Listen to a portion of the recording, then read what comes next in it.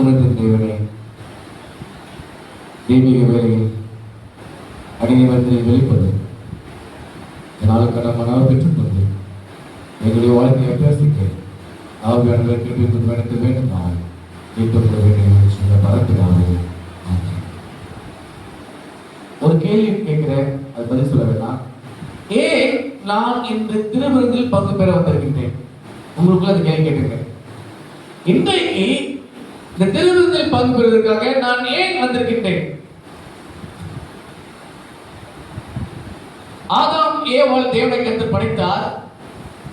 நேர்த்தியாக இருந்தது எல்லாமே, எதிலும் குறைபாடு கிடையாது. அவருடைய படைப்பில் குறைபாடு கிடையாது. முதலாம் நாள் வெளிச்சம், இரண்டாம் நாள் ஆகாய விரிவு, மூன்றாவது நாள் மரச்செடி கொடி புல்பூண்டுகள், நான்காவது நாள் சூரியன் சந்திர நட்சத்திரங்கள், ஐந்தாவது நாள் நீரில் வாழும் ஜந்துக்களும் பறவைகளும், ஆறாவது நாள் விலங்குகளும் மனிதனும், ஏழாவது நாள் ஓய்வு நாள். எல்லாமே நேர்த்தியா இருந்தது, எதிலும் குறைபாடு கிடையாது.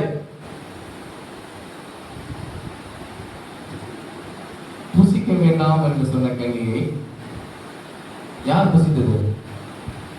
முதலாவதாக ஆண்டவர் தேவனாய் கர்த்தர் இந்த கனியை புசிக்க வேண்டும் என்று சொல்லி ஏவாளுக்கு சொன்னாரா?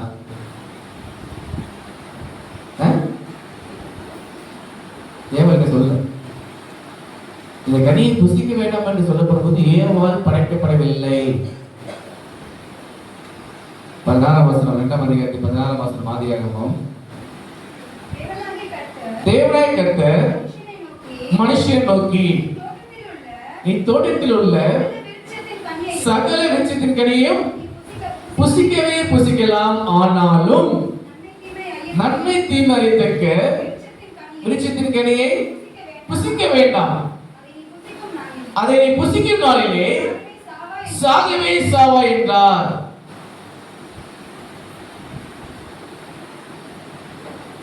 யார் மாத்தாருங்க? ஆதாம் மாத்தாரு. யார் இல்ல? ஏவாள் இல்ல. நல்லா கேட்டுங்க. இந்த கண்டிஷன் கொடுக்கப்படும் போது எல்லாம் கனியை புசிக்கலாம், ஆனா நன்மை தீமை அறியத்தக்கதாக விருட்சத்தின் கனியை புசிக்க வேண்டாம் என்று சொல்லப்படும் போது ஏவாள் படைக்கப்படவில்லை. இதுக்கான ஆதாரம் 21 வசனம். அப்போது தேவனாய் கர்த்தர் ஆதாமுக்கு அயர்ந்த நித்திரை வரப்படினால் அவன் நித்திரை அடைந்தான். அவன் விலா எலும்புகளில் ஒன்றெடுத்து அந்த இடத்தை சதையினால் அடைத்தார்.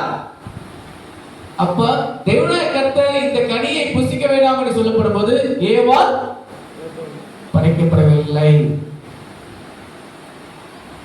ஏவாளுக்கு எப்படி தெரிஞ்சிருக்கும்? 3 அதிகாரத்தினுடைய முதல் வசனம், தேவனாய் கர்த்தர் உண்டாக்கின சகல காட்டு ஜீவனை பார்க்கிறோம் சர்ப்பமானது தந்திரமுள்ளதாக இருந்தது. அது ஸ்திரியை நோக்கி, நீங்கள் தோட்டத்தில் உள்ள சகல விருட்சங்களின் கனியையும் புசிக்க வேண்டாம் என்று தேவன் சொன்னது உண்டோ என்றது. ஸ்திரீ சர்ப்பத்தை பார்த்து, நாங்கள் தோட்டத்தில் உள்ள விருட்சங்களின் கனிகளை புசிக்கலாம், ஆனாலும் தோட்டத்தின் நடுவில் இருக்கிற விருட்சத்தின் கனியை குறித்து தேவன் நீங்கள் சாகாதபடிக்கு அதை புசிக்கவும் அதை தொடவும் வேண்டாம் என்று சொன்னார்கள். தேவனாய் கர்த்தர் ஆதாமுக்கு சொன்ன காரியத்தை ஆதாம் என்ன பண்ணிருக்காரு? ஏவாளுக்கு சொல்லியிருக்காரு. இன்றைக்கு ஆலயத்தில் வந்திருக்கக்கூடிய விசுவாச பிள்ளைகள், ஒருவேளை உங்களுடைய ஸ்பௌஸ், உங்களுடைய துணை, கணவனாக இருக்கலாம், மனைவியா இருக்கலாம், இன்றைக்கு அவங்களுக்கு ஏதோ ஒரு விதமா ஆலயத்துக்கு வரல. உங்களுடைய பங்கு என்ன? இன்றைக்கு உங்களுடைய பங்கு என்ன? வீட்டு போன பிற்பாடு இன்றைக்கு ஆலயத்தில் பிரசங்கித்த செய்தியை என்ன பண்ணுமா? சொல்லணும்.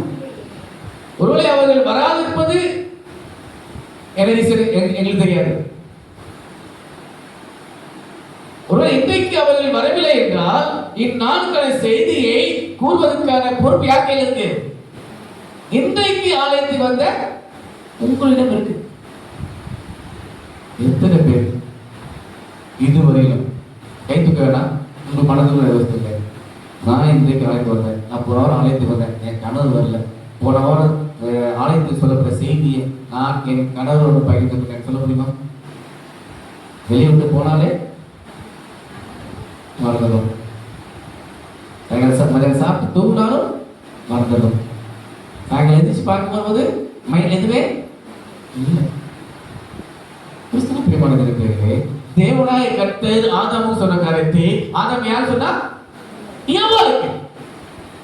ஏவாள் சொன்ன காரியத்தை உள்வாங்கினால், ஆனால் கீழ்ப்படியல. அநேக நேரங்களில் திருச்சபைகளிலும் மற்ற இடங்களிலும் வேத வாக்கியங்கள் நமக்கு உரைக்கப்படுகிறது, நாம் கேட்கிறோம், ஆனால் கீழ்ப்படிவது கீழ்ப்பட நிமித்தமாக எங்களுக்கு பாவம் வந்தது. இன்றைக்கு திருவதற்கு நீங்களாக வந்திருக்கும் என்றால் வசனம் வாசிப்போம். மத்திய 26:26 மத்திய சுவிசேஷம். அவர் போஜன பண்ணுகையில் இயேசு அப்பத்தை எடுத்து ஆசீர்வதித்து அதை விட்டு சீஷர்களுக்கு கொடுத்து, நீங்கள் வாங்கி புசியுங்கள், இது சரீரமாக இருந்தால். கிறிஸ்து பிரியமான பிள்ளைகளே, இன்றைக்கு நீங்கள் நானும் இந்த திருவிருந்தில் பங்கு பெற வந்திருக்கனாக்கா ஒரே ஒரு காரியம் தான், கீழ்ப்படிதல். ஒரே ஒரு காரியம் தான், கீழ்ப்படிதல். ஆண்டவரின் போதனமாக நானே உங்கள் கால்களை கைடுவதானால் நீங்களும் ஒரு காலை ஒருவர் கைது. அவ்வளவுதான், எதுவுமே கிடையாது. ஏன் வந்திருக்கிறேன்? நான் பெரிய பாவி, பாவம் அறிக்கை செஞ்சுட்டேன், அதுக்காக வந்திருக்கிறேன் இருக்கலாம். பேசிக் திங்ஸ் ஆண்டவர் சொன்னாரு, நான் செய்யறேன், அவ்வளவுதான். செங்கல்பட்டு பகுதியில் நான் பொதுவாக நாட்களில் அங்கே ஒரு ஆசிரியர் இருந்தாங்க. நான் சென்னையில் படிக்கும்போது அவங்க டீச்சராக இருந்தாங்க. நான் செங்கல்பட்டில் பாஸ்டாக இருக்கிறேன், அங்கே அவங்க டீச்சராக இருக்கிறாங்க. திருவிருந்தில் பல காலங்களாக அவர் கலந்து கொள்ளல. பெரும்பாலும் லேடிஸ் கலந்து கொள்ளனாக்க நான் கேட்க மாட்டேன், லேடிஸ் பிரச்சனை நிறைய இருக்கும். ஜென்ஸ் யாராவது திருவிருந்து கலந்துலன்னா போய் கேட்டுருந்தாங்க, ஏன் போனவங்க திருவிருந்தில் கலந்துக்கல, என்ன பிரச்சனை, ஓப்பனாக கேட்டுருந்தாங்க. இவங்க லேடிஸாக பெருமிதமாக லேடி இருக்குன்னா ஒன்றும் கேட்கல. 2-3 காலாண்டு அவர்கள் திருவிருந்தில் பங்கு பெறல. எனக்கு டீச்சராக இருந்தாங்க, தெய்வம் கேட்கலாம், என்ன பண்ணேன், போய் கேட்டேன். அப்போ அவங்க சொன்ன பதில், பசங்க நான் ஒரு மாதிரி திருவிருந்து முடிச்சுட்டு வெளியே வந்தேன், இங்கே ஒரு ஃபோன் கால் வந்தது, ஒரு ஹஸ்பண்ட் ஆக்சிடென்ட்ல இறந்துட்டாரு சொல்லி. ஒரு ஹஸ்பண்ட் ஆக்சிடென்ட்ல இறந்துட்டாரு சொல்லி. எப்போதெல்லாம் ஆலயத்தில் திருவிருந்து இருக்கிறாங்களோ அப்போதெல்லாம் என்னுடைய கணவரோட நினைவுக்கு அதிகமாக வந்துடும், அதனால கலந்துக்காம அப்படியே போயிடுவோம். இன்னும் செங்கல்பட்டில் இருக்கிறாங்க, மிஸ்டர் சதீஷ்க்கு தெரியும், இந்தோலி மிஸ். அப்போ வீட்டில் போயிட்டு பேசப்படும்போது, இந்த கணவனால் எப்போதான் சொல்லி நீங்கள் திருப்பி இருக்க இருக்கீங்க, உங்களுக்கு என்னை படைத்த ஆண்டவர் உங்களை கணவராக கொடுத்தது யார்? சரி, உங்களுக்கு அவர் கணவர் நட்டா, அந்த திருமணத்தின் போது கணவர் கொடுத்தது யார்? உங்களுக்கு கணவனால் இறந்தாலும் சொல்லி திருவிழா பார்த்துட்டாங்க. உங்களுக்காக ஆண்டவர் இயேசு கிறிஸ்துவானவர் இறந்தாரே, அதை நினைவுதான் நம்ம செய்யணும். அப்படிங்கிற பண்ண கண்டிப்பாக செஞ்சாகணும். இந்த சிறப்பு அடுத்த திருவத்தில் அவங்க வந்து வச்சாங்க. கிறிஸ்துவ பிரியமானவர்களே, நான் ஏன் திருவிழா பார்க்கிறேன்? It's an act of obedience. அவ்வளவுதான், it's an act of obedience. நான் கீழ்ப்படிந்து இருக்கிற ஆண்டவர் வார்த்தைக்கு நீங்க வந்திருக்கிறேன், முடிஞ்சு போச்சு. ரெண்டாவது, நான் நேற்று திருவிழா பார்க்க போறேன். லூக்கா சுவிசேஷம் 22ஆம் அதிகாரம் 19ஆம் வசனம் வாசிங்க.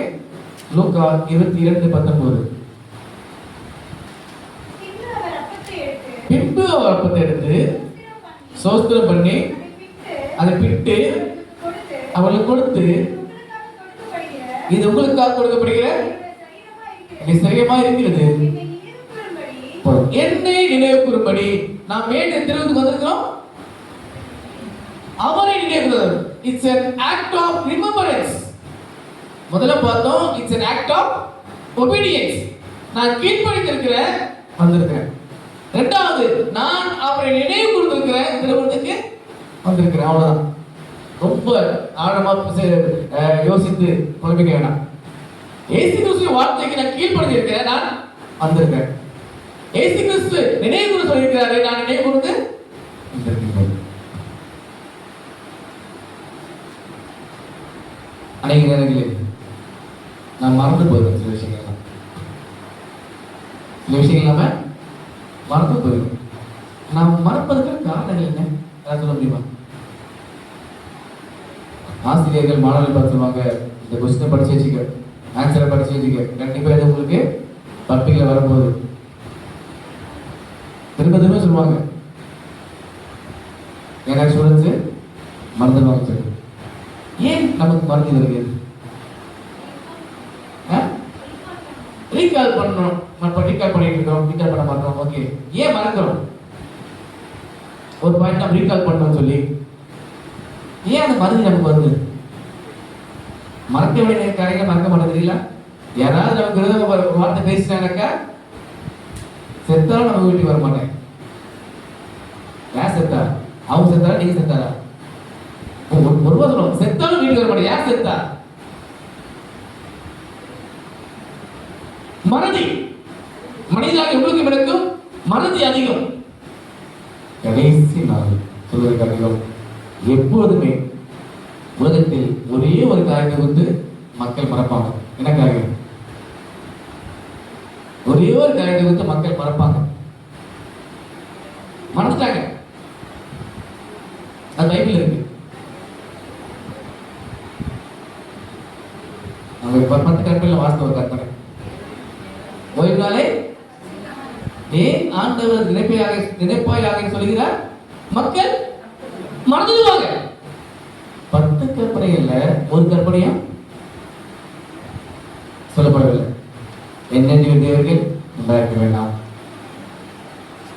அப்புறம் அப்படியே 10 கற்பனை வாசித்த பார்த்தீங்களா?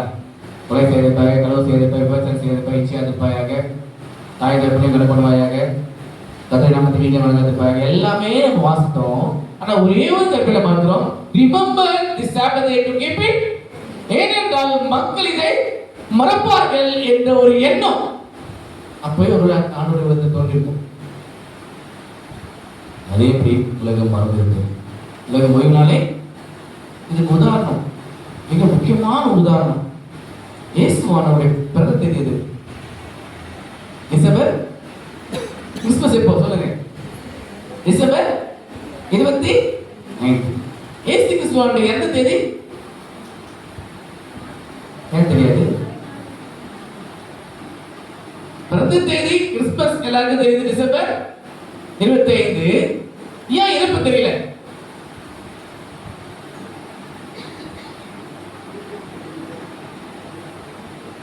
நம்முடைய வீட்டுல யாராவது ஒருத்தருக்கு இறந்தாங்கனாக்கா, இந்த வருஷம் இன்றைக்கு இறக்குறாங்க வச்சுக்கோங்க, உதாரணத்துக்கு எனக்கு டேட் வந்து 28 சனிக்கிழமை. அடுத்த வருஷம் என்ன வரும்? 28 என்ன கிழமை வரும்? சண்டே வரும். வரும்போது அதுல ஆனா ஏசப்பாவுடைய இறந்த நாள் மாத்திரம் வருஷம் செடிக்கு வருது வருதா இல்லைங்களா? அதுதான் லாஜிக் இருக்க. Deepavali falls on 2 months. Deepavali 2 மாதங்கள்ல வரும். ஒன்று அக்டோபர் அண்ட் நவம்பர். தீபாவளி எதுக்காக கொண்டாடுறாங்க? நரகாசுரன் கொண்டாடுறாங்க. சரித்திரத்தில் பார்த்தீங்கன்னாக்கா நரகாசுரன் மற்ற எல்லாருக்கும் நல்லவனா? சரித்திரத்தை படிச்சு பாருங்க. சரி, அந்த கதைக்கு போகலாம். இயேசு கிறிஸ்துவானுடைய மரண நாளே 2 ஆக்கிட்டாங்க. அப்ப இயேசு கிறிஸ்து யாரும் ஒப்பிட்டாங்க? இப்போ நரகாசுரன் ஒப்பிட்டாங்க. நரகாசுரனுக்கு 2 மாசத்துல வரும் தீபாவளி. குட் ஃப்ரைடேவும் 2 மாசம் வரும். March and April. 2022ஆம் ஆண்டு ஏப்ரல் மாதம் 15ஆம் தேதி வந்தது குட் ஃப்ரைடே. 2023ஆம் ஆண்டு ஏப்ரல் மாதம் 7ஆம் தேதி வந்தது. 2024ஆம் ஆண்டு மார்ச் மாதம் 29ஆம் தேதி வந்தது. 2025ஆம் ஆண்டு ஏப்ரல் மாதம் 13ஆம் தேதி வந்தது. 2026ஆம் ஆண்டு என்ன டேட்? ஏப்ரல் 3. இதுதான் லாஜிக் இருக்குல்ல? இதான் லாஜிக் இருக்கு. என்ன நினைவு கூறத்தக்கதாக என்ன சொல்றாரு அவர்? திருவிழா செய்ய சொல்றாங்க. இந்த குட் ஃப்ரைடே சரிங்க, ஈஸ்டர் கொண்டாட சொல்ல. ஆனா உலகத்தின் மக்கள் ஏன் அடர்ந்து பிள்ளைகள் கூட ஒரு என்ன பண்ணாங்க, 40 நாள் இருந்து இருக்கிறாங்க. ஒரு சிலர் இருக்கிறாங்க. இடது பக்கம் உள்ள கல்லன் இயேசுவை பார்த்தீங்கன்னா புரியுதா? யாராவது சொல்லுங்க. இடது பக்கம் உள்ள கல்லன் இயேசுவை பார்த்தீங்கன்னா புரியுதா? வாசிப்போம். 23ஆம் அதிகாரம் லூக்கா 39ஆம் வசனம் வாசிங்க. லூக்கா 23. அன்றையும் சிலுவையில் அறையப்பட்ட குற்றவாளிகள் ஒருவன், நீ கிறிஸ்துவானால் உன்னையும் எங்களையும் ரட்சித்துக் கொண்டு அவனை இகழ்ந்தான். கிறிஸ்துவில் பிரியமான தேவ பிள்ளைகளே, இங்க சொல்லப்படுகிறது, அன்றையும் சிலுவையில் அறையப்பட்டிருந்த குற்றவாளிகள் ஒருவன், நீ கிறிஸ்துவானால் உன்னையும் எங்களையும் ரட்சித்துக் கொள் என்று அவரை இகழ்ந்தான். யாரு? யாருங்க? இடது பக்கத்துல உள்ள கல்லன். ஆனா வலது பக்கத்துல உள்ள கல்லன் என்ன சொன்னா? அதே அதிகாரத்துடைய 43ஆம் வசனம் 42. இயேசுவை நோக்கி, ஆண்டவரே, நீர் உம்முடைய ராஜ்யத்தில் வரும்போது அடியை நினைத்தருளும். நல்லா கேளுங்க. அந்த கல்வாரி மலையில் 3 சிலுவை இருந்தது. அப்படிதானங்க? இடது பக்கம் யார் இருந்தா? ஒரு கல்லன். வலது பக்கம் யார் இருந்தா? நடுவில் யார் இருந்தாரு? மைண்ட் வச்சுங்க, மறக்க வேண்டாம். இடது பக்கம் உள்ளவன் உங்களையும் ரட்சித்துக்கோ, உன்னையும் ரட்சித்துக்கோ, என்னையும். இப்போ இடது பக்கம் உள்ளவன் என்னக்கா, இந்த உலகத்துக்கான காரியங்கள், மாம்சத்துக்கான காரியங்கள், மரணத்துக்கான காரியங்களை மாத்திரம் பேசிக் கொண்டு இருந்தான். அப்ப இது எது புரியுது? உட்படை புரியுது. சரிங்களா? ஒரு கொஞ்சம் டீப்பா மாத்திரம் யோசிங்க. இடது பக்கம் கல்ல உன்னையும் ரட்சித்துக்கொள், என்னையும் ரட்சித்துக்கொள். எனக்கு என்ன பண்ண, இந்த உலகத்தில் நான் வாழணும். அப்போ உலகத்துக்கான காரியங்களையும் மரணத்துக்கான காரியங்களையும் அவன் பேசினான். வலது பக்கத்துல கல்ல என்ன சொன்னா? இயேசுவுக்கு, ஆண்டவரே, நீர் உடைய ராஜ்யத்தில் வரும்போது அடியேனை. அப்ப எதை குறித்து பேசினான்? பரலோக ராஜ்யத்தை குறித்து பேசினான். அப்ப அந்த உயிர்த்தெழுதல், 2ஆம் வருகையில் உயிர்த்தெழுதல் நடக்க போறது. அந்த உயிர்த்தெழுதல் எங்க போற? பரலோகத்துக்கு போற. அந்த பரலோகத்துக்கான காரியங்களை பேசினான். இதை உலக மக்கள் செய்யறாங்க இல்லைங்களா? இல்லைங்க, எங்க போறாங்க? ஆயத்து போறாங்க இல்லைங்களா? நாச்சியம் எங்க போறாங்க? ஈஸ்டர் பண்டிகை கொண்டாட போறாங்க இல்லைங்களா? நாச்சியம் ஈஸ்டர் பண்டிகை கொண்டாட போறாங்க. சனிக்கிழமை எங்க போறாங்க?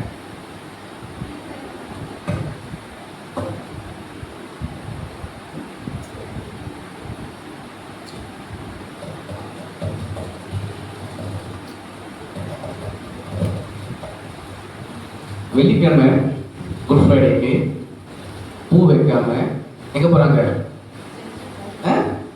சர்ச்சுக்கு போறாங்க இல்லைங்களா? போறாங்க. ஞாயிற்றுக்கிழமை காலையில விடிச்ச உடனே பூ வச்சுட்டு எங்க போறாங்க? ஈஸ்டர் பண்டிகை கொண்டாட எங்க போறாங்க? அலைந்து போறாங்க. சனிக்கிழமை என்ன செய்யறாங்க? குட் ஃப்ரைடேக்கும் ஈஸ்டருக்கு நடுவில் என்ன இருக்கு? சனிக்கிழமை. இந்த பக்கம் ஒரு கல்ல, இந்த பக்கம் ஒரு கல்ல, நடுவில் யார் இருந்தா? ஓய்வு நாளின் ஆண்டவராக இருக்க இயேசு கிறிஸ்து அவர்கள் என்ன பண்ணிட்டாங்க? மறந்துட்டாங்க. மரணத்துக்கு ஏதுவான காரியங்களை அவர்கள் பேசிக் கொண்டிருக்கிறார்கள், உயிர்த்தெழுதலுக்கான காரியம் பேசிக் கொண்டிருக்கிறார்கள். ஆனால் ஓய்வு நாளுக்கு மாணவராக இருக்க இயேசு கிறிஸ்து அவர்கள் மறந்துட்டாங்க. ஓய்வு நாளை மறந்துட்டாங்க, நடுவில் இருக்க இயேசு கிறிஸ்துவையும் மறந்துட்டாங்க. இன்றைக்கு நீங்கள் நானும் மறக்காதபடி இந்த ஓய்வு நாளை கொடுத்த ஆண்டவரை வந்திருக்கிறோம். ஒரு காலம் இதை மறக்கவே கூடாது. அதான் சொல்றாரு, ஓய்வு பரிசுத்தமா ஆசரிக்க. இப்ப remember the Sabbath day to keep it holy. இது பரிசுத்தமான நாள். நீங்க எப்போதுமே என்னங்க செஞ்சிட்டே இருக்கணும். அம்மையார் அவருடைய புத்தகத்தில் எழுதுறாங்க, ஓய்வு நாளுக்கான ஆயத்தம் எப்போ செய்யணும்? சனிக்கிழமை ஓய்வு நாள் இருக்குன்னா அதுக்கான ஆயத்தங்கள் எப்போ செய்யணும்? இல்ல, ஆயத்தம் செய்து வெள்ளிக்கிழமை மாலை ஆயத்த நாள். ஆயத்த நாள் வந்து வெள்ளிக்கிழமை சாயங்காலம் ஓய்வு நாள் ஆரம்பமாகுது. இந்த சனிக்கிழமை ஓய்வு நாளுக்கான ஆயத்தத்தை நான் எப்போ செய்யணும்?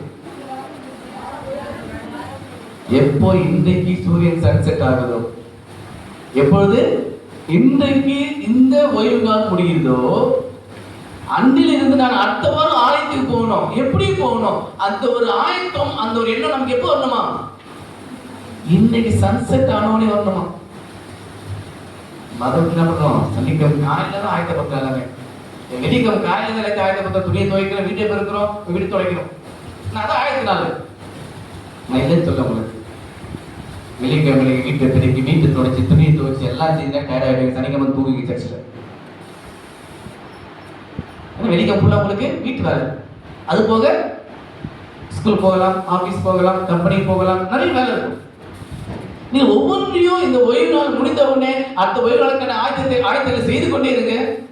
மைண்ட் ஃப்ரீயா இருக்கும். சில நேரம் கடந்து போகிறது. மூன்றாவதாக, it's an act of testimony of his death. ஆண்டவருடைய மரணத்தை தெரிவிக்கிறது இந்த திருவிருந்து ஆராதனை. என்னால் இயேசு கிறிஸ்துவின் மரணத்துக்கு முன்பாக சீஷர்கள் எல்லாரும் அழைத்து இதை ஒழுங்குபடுத்தினார். இதை நம்ம 1-5 வாசிக்கிறோம், 11-26 வாசிக்கிறோம். வீட்டை வாசித்து பாருங்க. It's an act of testimony of his death. முதல்ல பார்த்தோம் it's an act of obedience. இரண்டாவது it's an act of remembrance. மூன்றாவது it's an act of testimony to his death. அவருடைய மரணத்தை தெரிவிக்கிறது. குட் ஃப்ரைடே கிடையாதுங்க. இயேசு கிறிஸ்துவோட மரணத்தை தெரிவிக்கிற காரியம் எதுங்க? எப்போதெல்லாம் நீங்க திருவிருந்து போறீங்களோ அப்போதெல்லாம் நீங்க யோசிங்க, ஆண்டவரே எனக்காக கல்வாரி சிலுவையில் மறித்தீர். தலையில் முட்கீடு வைக்கப்பட்டது, கரங்களில் ஆணிகள் அடிக்கப்பட்டது, கால்களில் ஆணிகள் அடிக்கப்பட்டது, விழாவில் குத்தப்பட்டேன். எல்லாவற்றையும் எனக்காக நீர் ஏற்றுக்கொண்டீர் என்பதை நினைவு கூறத்தக்கதாக இந்த நாள் திருவிருந்து மிக முக்கியமான நாளாக இருக்கிறது. நான்காவதாக, it's an act of confession. நம்முடைய பாவத்தை அறிக்கை செய்கிற ஒரு நேரம். நான் சென்னையில் பொதுவாக நாட்களில் ஒரு விசாசி என்ன வந்து, பாஸ்டர் திருவிருந்தம் சொல்லி நீங்க எனக்கு 2 மாதத்துக்கு முன்னாடி சொல்லியிருக்கணும். எப்போ சொல்லியிருக்கணுமா? 2 மாதத்துக்கு முன்னாடி சொல்லியிருக்கணும். எனக்கு போன வாரம் திருவிருந்தம் தெரியும், ஆனால் நான் திருவிருந்து இருக்க மாட்டேன்.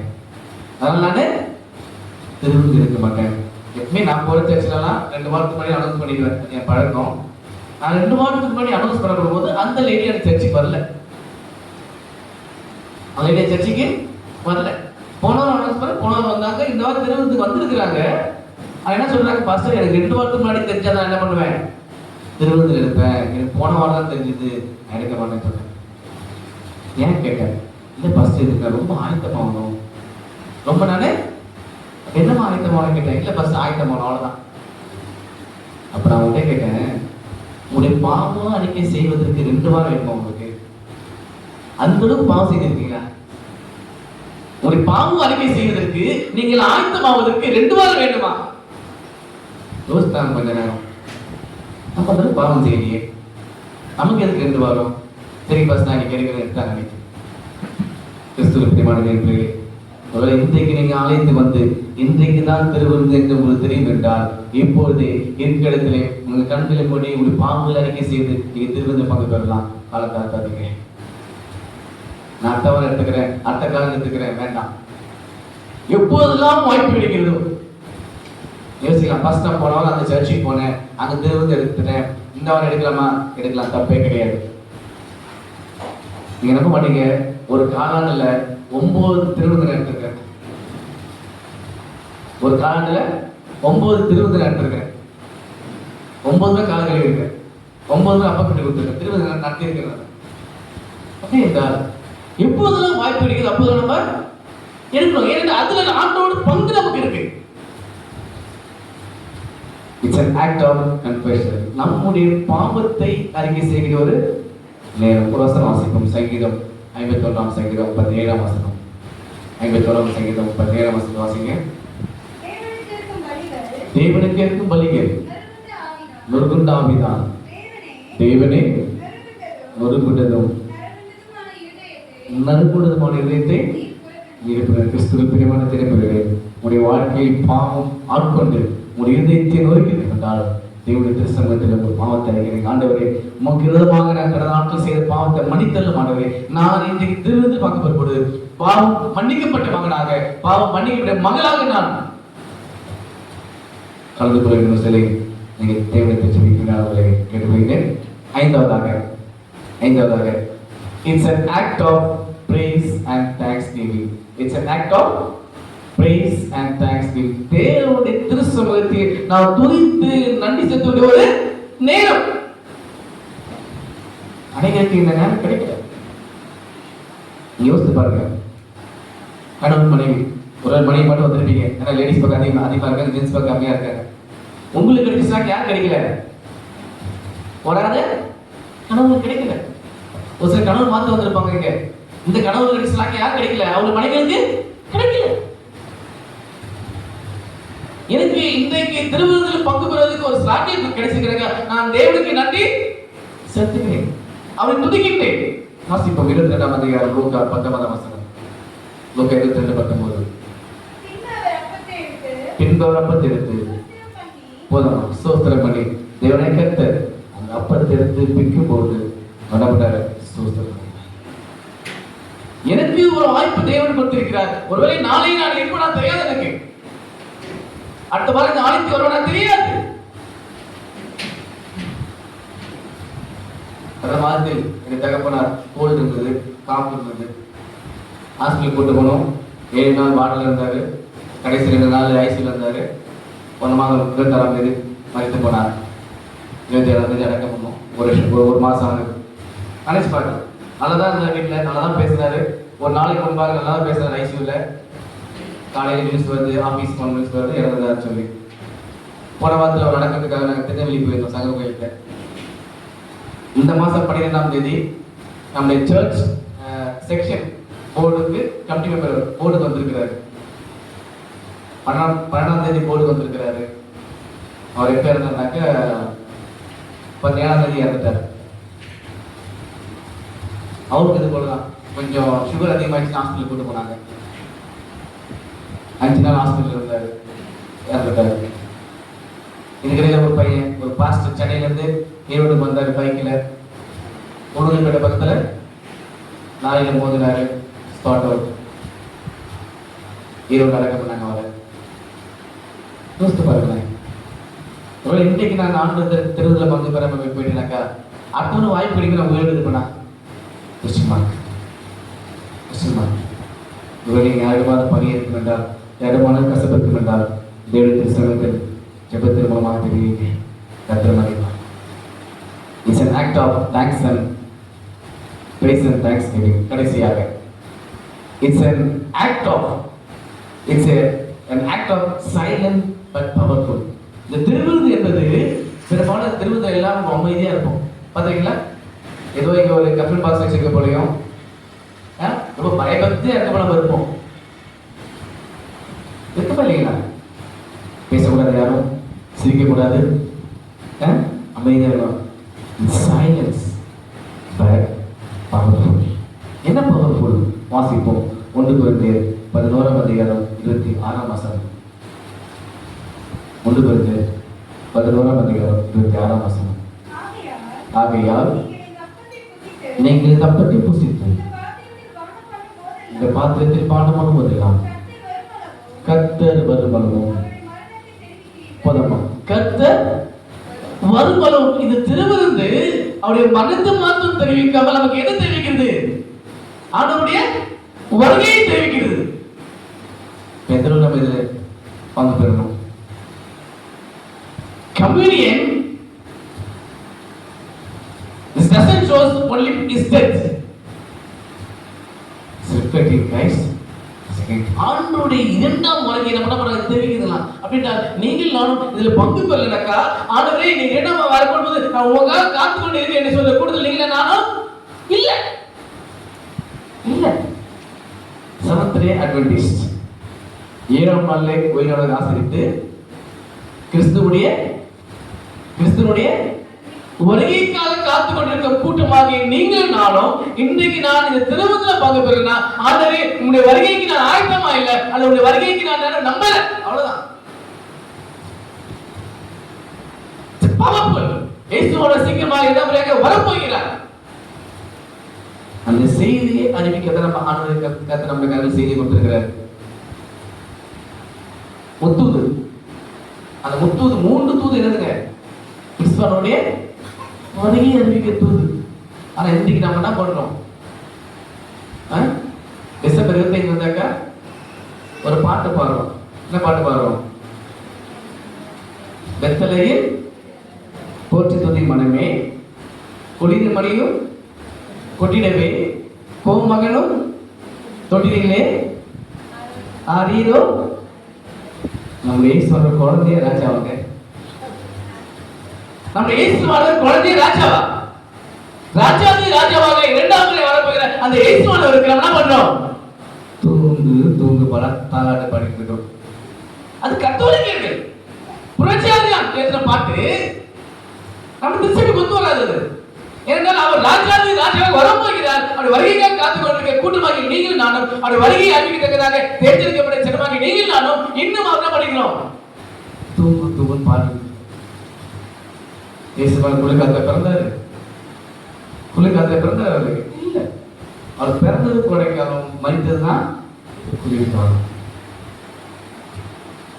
இறைமையம் 12ஆம் அதிகாரம் 1ஆம் 2ஆம் வசனத்தை வாசிக்கிறேன். இறைமையம் 12:1. கர்த்தாவே,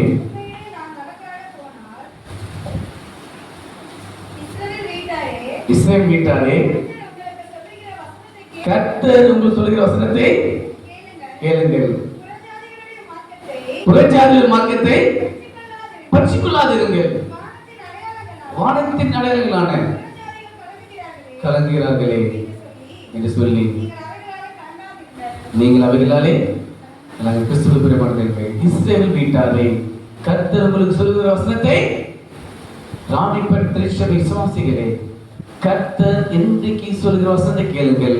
புறஜாதிகளுடைய மார்க்கத்தை கற்றுக்கொள்ளாதீர்கள். அவர்களுக்கு கலந்து நீங்களும் கலந்துவீங்க. நமக்கு வேதாகம் என்ன சொல்லப்பட்டிருக்கிறது? அந்த செய்தி அந்த பிள்ளைகள் கிறிஸ்துவுடைய வருகைக்காக காத்துக் கொண்டிருக்கிற கூட்டமாக நீங்கள் நானும் அறிவிக்க வேண்டிய செய்தி எதுங்க? வருகையின் செய்தி. என்ன செய்தி? வருகையின் செய்தி. அதை விட்டுட்டு இன்னும் தூங்கு தூங்கு நேச பார்க்க தாளாட்டு பாடணும்னாக்கா நம்ம எந்த அளவு சத்தியத்தில் இருக்கிறோம்? முடிச்சுறேன். இன்றைக்கு நாம் வாழ்ந்து கொண்டிருக்கிற காலம் என்ன காலம்? இப்ப வாழ்ந்து கொண்டிருக்கிற காலம் என்ன காலம்? கடைசி காலமா கிருபையின் காலமா? நீங்க கன்ஃபார்ம் பண்ணுங்க. கடைசி காலமா கிருபையின் காலமா? கிருபையின் காலம். வசனம் வாசிக்குமா? ஆதியாகமம் 6ஆம் அதிகாரம் 8ஆம் வசனத்தை வாசிங்க. நோவாவுக்கோ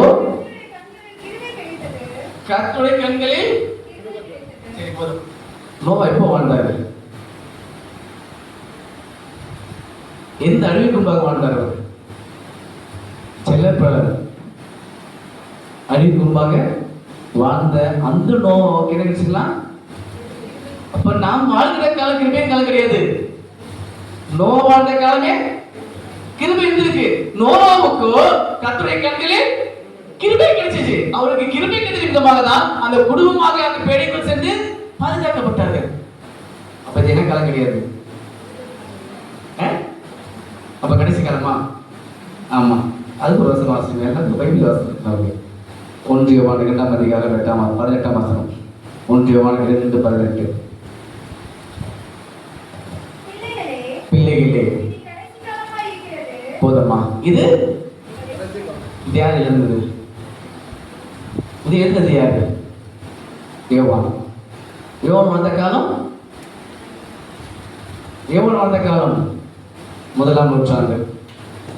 கிபி 60 70 80 எழுதப்பட்ட அந்த வசனம் தான் இது கடைசி காலமா இருக்கிறது. எது கடைசி காலம்?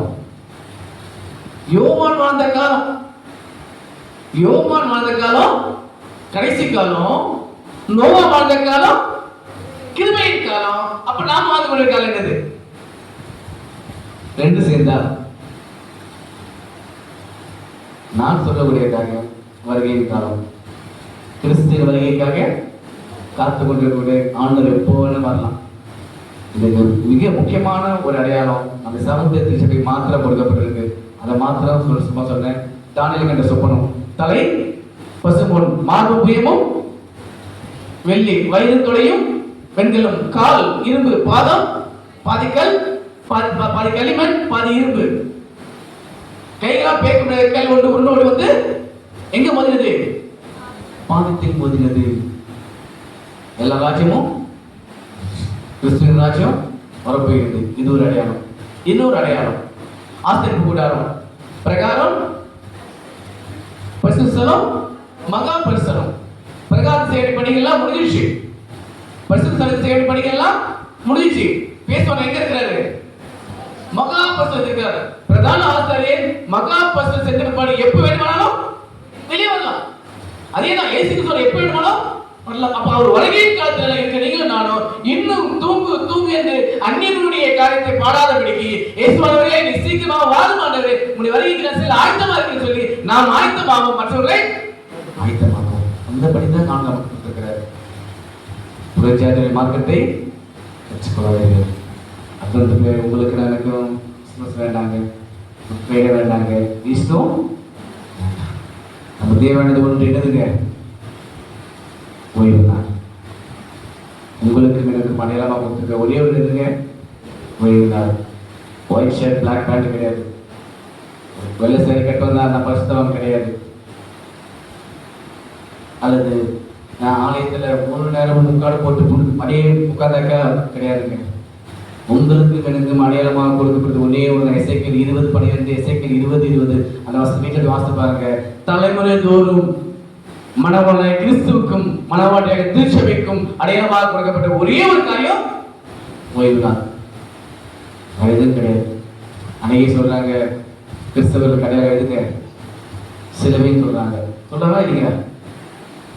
நிறைய பேர் கல்யாணத்துல போடுறீங்க, ஸ்டேஜ்ல போயிட்டு நெத்தியில சிலுவை போடுறீங்க. எதுக்கு போடுறீங்க? கல்யாணத்துல புதிதாக திருமணமான தம்பதிகளுக்கு நெத்தியில நம்ம பண்ணுவோம். நான் போட்டதில்லை, சில போட்டிருக்கிறாங்க. எதுக்கு போடுறோம்? சிலுவை என்றால் என்ன? பாடு. சிலுவை என்றால் பாடு. சரி, ரோமர்கள் இயேசு கிறிஸ்துவை ஏன் சிலுவையில் அறைந்தார்கள்? ரோமர்கள் இயேசுவை ஏன் சிலுவையில் அறைந்தார்கள்? ஒருவேளை இயேசுவானவர் இந்திய தேசத்தில் அவரை மரண தண்டனைக்குள் கொண்டு செல்ல வேண்டும் என்றால் என்ன பண்ணிருப்பாங்க? தூக்கு போட்டுப்பாங்க, அப்படிதானே? ஒருவேளை இயேசு கிறிஸ்துவை தூக்கில மாட்டிருந்தாக்கா நம்முடைய செயின்ல அந்த தூக்கை போட்டு போனோம் அடையாளமா. நம்ம வீட்டுல தூக்கை தொங்கிட்டு போவோம். நம்ம இயேசு கிறிஸ்துவானவர் சிலுவையில் அறைந்தார்கள். அவருக்கு முன்பாகவும் தவறு செய்தவர்கள் சிலுவையில் அறைந்து கொண்டார்கள், அவருக்கு பின்பாகவும் சிலுவையில் அறைந்து கொண்டார்கள். ஆகையால் சிலுவை என்பது கிறிஸ்தவனுக்கு அடையாளம் கிடையாது. அது ஒரு விக்கிரகம்.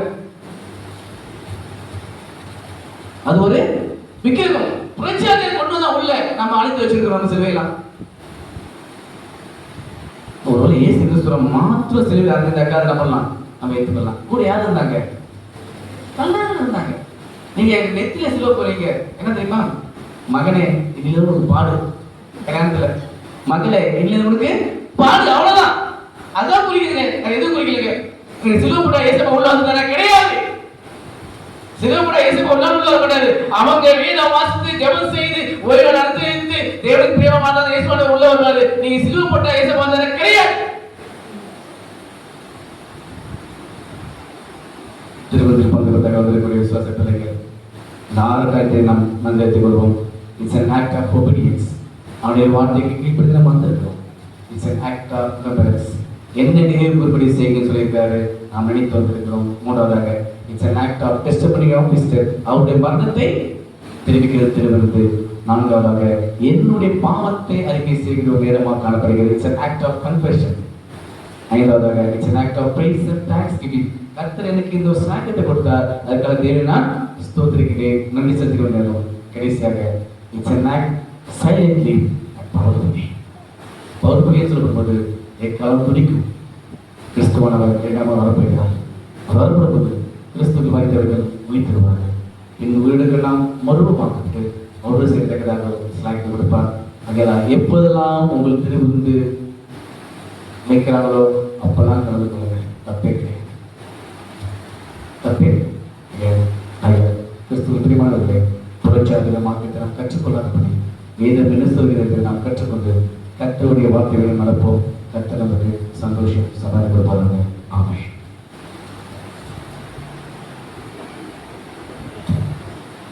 நாமம் மகிமைப்படுவதாக நல்ல செய்தியை கொடுத்து பெறுவது என்றால் என்ன என்று சொல்லி நாம் கற்றுக்கொண்டு தேவனுடைய நாம மகிமைக்கு என்று நாம் நிலைத்திருக்கோம். இதனாலே நாம் கால் கழுவு மாதிரி நாம் கருது சொல்லப்படுகிறோம்.